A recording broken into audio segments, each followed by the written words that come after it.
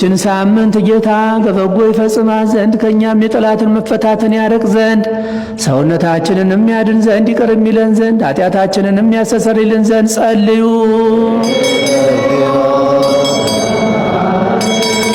ጌታችን አምላካችን ራርቶ ይቅር ይለን ዘንድ ልመናችንንም ተቀብሎ ይህችን ሳምንት በደህናና በሰላም ያስፈጽመን ዘንድ የትንሣኤውንም ብርሃን በፍጹም ደስታ ያሳየን ዘንድ ኃጢአታችንን የሚያስተሰርይልን ዘንድ ጸልዩ።